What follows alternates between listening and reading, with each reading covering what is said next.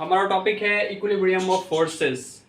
तो equilibrium forces में हम पढ़ते हैं, हमारे पास दो कंडीशन है, first condition of equilibrium and second condition of equilibrium.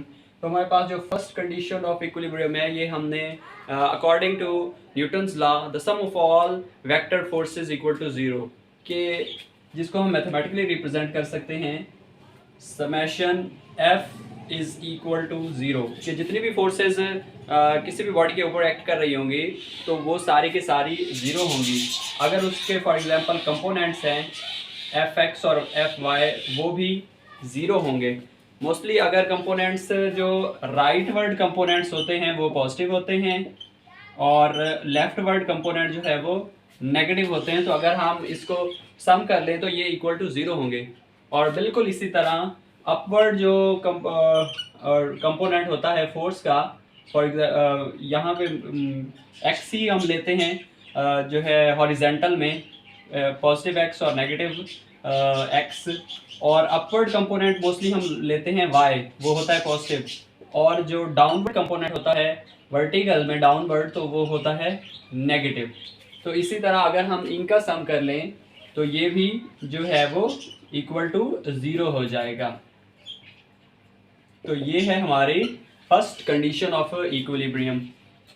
Second condition है हमारे पास second condition of equilibrium. Second condition है हमारे पास the sum of torque acting on a body is equal to zero tau. ये हमने देखा है कि मोस्ट केसेस में जब फोर्सेस इक्वल टू ज़ीरो हो जाती हैं तो बॉडी जो है वो रोटेट करना स्टार्ट कर देती है। लेट्स सपोज कि हमारे पास एक बॉडी है, तो जो है इस तरफ जो है हमारे पास फोर्स F है और इस तरफ जो है वो हमारे पास नेगेटिव F है, क्योंकि हमने हॉरिजेंटल में कहा कि जो राइट वर्ड डायरेक्शन में फोर्स होगी वो पॉजिटिव होगी और लेफ्ट वर्ड डायरेक्शन में फोर्स जो है वो नेगेटिव होगी। तो अगर हम इसको देखें तो ये जो है ना रोटेट करना स्टार्ट कर देगी, टर्न करना स्टार्ट कर देगी, इससे जो है वो टार्क प्रोड्यूस होगा। तो इसलिए सेकंड कंडीशन इंट्रोड्यूस कराई गई कि the sum of tau is equal to zero, कि टर्निंग इफेक्ट जो है फोर्सेस का वो भी मस्ट ज़ीरो होना चाहिए। तो ये हमारे पास first condition the sum of all forces acting on a body is equal to zero and sum of जो है वो बॉडी का टर्निंग इफेक्ट भी ज़ीरो होना चाहिए। तो अगर बॉडी की जो है ना, किसी भी बॉडी की सम ऑफ ऑल फोर्सेस जो है वो ज़ीरो है, कोई फोर्स एक्ट नहीं कर रही, तो वो बॉडी जो होगी वो ट्रांसलेशनल इक्विलिब्रियम में होगी। ट्रांसलेशनल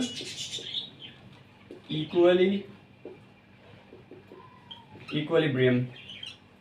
और जब अगर सिर्फ सेकंड कंडीशन जो है ना वो फुलफिल हो रही होगी तो उसे हम कहेंगे कि बॉडी जो है अगर उसका टार्क ज़ीरो है, the sum of tau is equal to zero है, तो उसे हम कहेंगे, उस बॉडी को हम कहेंगे रोटेशनल इक्विलिब्रियम। ये एमसीक्यू टाइप पूछा जा सकता है एग्जाम में कि अगर sum of forces equal to zero है उसे हम उस बॉडी को कहेंगे हम ट्रांसलेशनल इक्विलिब्रियम। अगर सेकंड कंडीशन जो है वो फुलफिल हो रही है, सेकंड कंडीशन में टाउ ज़ीरो है, हर किस्म का टाउ, सम ऑफ टाउ, तो उसे हम रोटेशनल इक्विलिब्रियम कहेंगे। अगर ये दोनों कंडीशन जो हैं वो फुलफिल हो रही हैं कि सम ऑफ ऑल फोर्सेस, उसके सारे कंपोनेंट्स और टाउ ये भी ज़ीरो है, तो बॉडी जो है वो हमारी होगी स्टैटिक इक्विलिब्रियम। Static equilibrium. तो ये था हमारा इक्विलिब्रियम ऑफ फोर्सेस।